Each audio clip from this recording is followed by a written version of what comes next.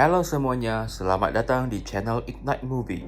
Hari ini saya akan menceritakan sebuah cerita di mana pemain utama bisa transfer lukanya kepada orang lain. Dan sebelumnya, saya ucapkan terima kasih kepada Lion Clay untuk mensponsori video ini. Cerita ini dimulai dengan pemain utama kita yang bernama Amir melihat dirinya di cermin. Mukanya yang mulus, muncul beberapa biji jerawat. Sambil membuang napas dengan kuat, dia mengambil sebuah mesin dari poketnya. Menekan tombol merah di atas mesin, maka muncullah sebuah kertas dari mesin itu. Dari kertas itu, ada sebuah stiker berwarna hitam, dan Amir tertawa sinis. Mau nempel ke siapa stiker ini? Di kantor ada beberapa karyawati yang sedang ngobrol. Amir pura-pura mendekat dan menempel stiker itu ke pundak salah satu karyawati. Kemudian dia juga kembali ke tempat kerjanya. Amir menekan tombol merah dan tiba-tiba muka karyawati tadi berteriak karena wajahnya yang mulus tiba-tiba muncul beberapa biji jerawat. Sekilas kemudian, muka Amir menjadi mulus kembali. Ternyata semua jerawat sudah ditransfer ke karyawati tadi dan semua ini disebabkan oleh mesin yang dinamai mesin transfer luka. Mesin ini adalah peninggalan kakek Amir. Saat masih kecil, kakeknya Amir adalah seorang inventor yang sangat ternama dan mesin ini juga hasil buatannya. Ketika kakek meninggal, semua hak patentnya diserahkan kepada negara dan hanya mesin ini saja yang diberikan kepada Amir. Mesin ini walaupun kelihatannya biasa, tapi efeknya sangat hebat. Bisa mentransferkan luka yang sudah terjadi ataupun yang akan terjadi kepada orang lain. Caranya sangat mudah, yaitu menempelkan stiker dari mesin kepada orang lain, dan saat kecil Amir sudah sering menggunakannya seperti mentransfer sakit giginya kepada kawan-kawannya.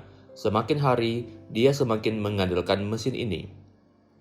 Saat Amir memikirkan bagaimana menggunakan mesin ini untuk kaya raya, Tono rekan kerjanya memberitahu bahwa Pak Manajer sedang mencarinya.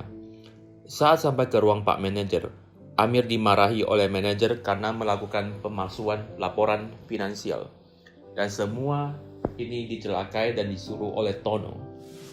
Mencoba menjelaskan, malah ditutupi oleh gertakan oleh Tono.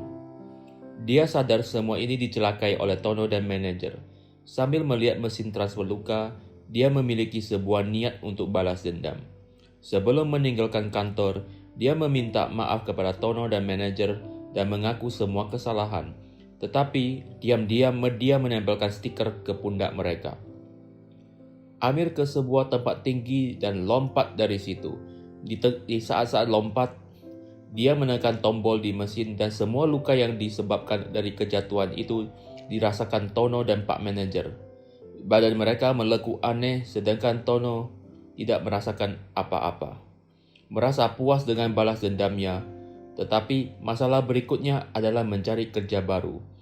Karena masalah pemalsuan laporan finansial, tidak akan ada perusahaan yang akan memperkerjakannya. Saat browsing kerja, dia melihat sebuah situs dark web yang akan mencari orang-orang untuk melakukan pekerjaan kriminal seperti mencuri, membakar, dan membunuh. Dengan mesin yang dimiliki, bukannya sangat mudah untuk mencelakai seseorang. Amir menerima job dan bertemu dengan seorang pria yang gemuk dan ingin mencelakai saingan cintanya. Amir memberikan stiker kecil ke pria gemuk tersebut dan memintanya untuk menempel ke saingannya. Keesoknya, pria gemuk dengan panik menceritakan ke Amir bahwa saingannya muntah darah dan mati. Bukankah itu kemauan kamu? Sini, bayar tagihannya, gumam Amir. Pria gemuk tersebut dengan panik marah-marah dan saya hanya ingin dia diberikan pelajaran, bukan membunuhnya. Aku akan ke polisi. Ketika merasakan ada yang tidak beres, Amir sudah menempelkan stiker ke pundak pria gemuk.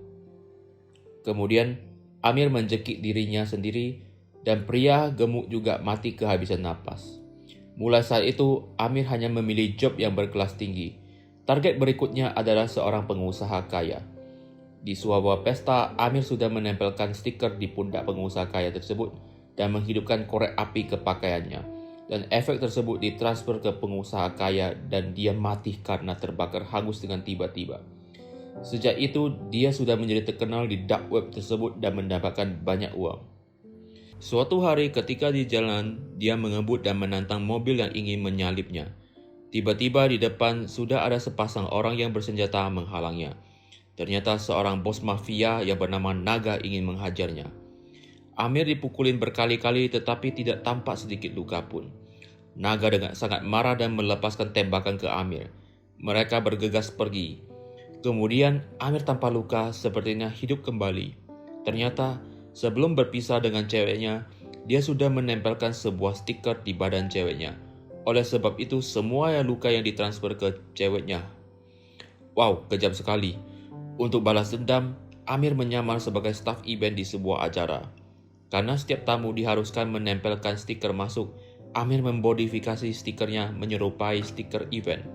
Dan Naga juga memakainya tanpa rasa curiga. Amir mencelakai dirinya dan seperti biasa, Naga dan bodyguardnya terluka berat dan muntah darah. Semua orang yang di acara berteriak histeris. Di dark web sudah dipenuhi oleh permintaan untuk balas dendam demi bos mafia Naga. Amir sangat takut bahwa dia akan diketahui dan dibunuh. Kemudian dia pindah ke kota lain dan hidup dalam keadaan low profile. Tetapi rasa takut tidak bisa dihilangkan. Oleh itu, dia mencetak banyak stiker dan menempelkannya ke berbagai orang. Bila bahaya tiba-tiba datang, dia bisa mentransferkan celakanya kepada orang lain. Tiba-tiba hari ini seorang pembunuh menghampirinya. Aku sudah mengikutimu satu hari ini. Dan kamu tidak sadar hal ini.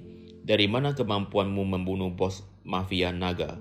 Dan Dor tembakannya ke kepalanya. Dan Amir pun jatuh. Melihat tidak ada kehidupan di Amir lagi, mafia tersebut meninggalkan tempat. Tiba-tiba, tangan Amir memegang erat kaki pembunuh. Dengan sinis dia tertawa, dasar tak berguna. Segitu dekat, kamu tetap aja gagal menembakku. Pembunuh kaget karena sudah menembak ke kepalanya tadi. Kemudian dia melanjutkan tembakannya dan Dor malah dirinya yang tumbang. Ternyata Amir saat tembakan pertama sudah memindahkan lukanya ke orang lain. Sedangkan saat memegang kaki pembunuh tersebut, dia sudah menempelkan stiker di situ. Dan luka tembakan akan ditransfer ke pembunuh itu sendiri. Dia merasa tidak boleh sembunyi lagi seperti begini. Dia sudah mencari tahu bahwa yang ingin membunuhnya adalah ayahnya Naga. Oleh sebab itu, untuk membalas dendam, dia sudah menyilap ke perusahaan ayahnya Naga. Dia memasuki ruang security, memakai seragam security, dan dia berhasil mencari tahu posisi ayahnya Naga. Amir meletakkan stiker tersebut di tempat yang akan dilalui targetnya agar terinjak oleh mereka. Dan seperti biasa, Amir menghujat targetnya. Tembakan pun dilepaskan oleh para security. Ternyata selain para security dan ayahnya Naga yang tumbang, dirinya juga terluka. Mengapa begini? Bukankah aku sudah mentransfer lukaku?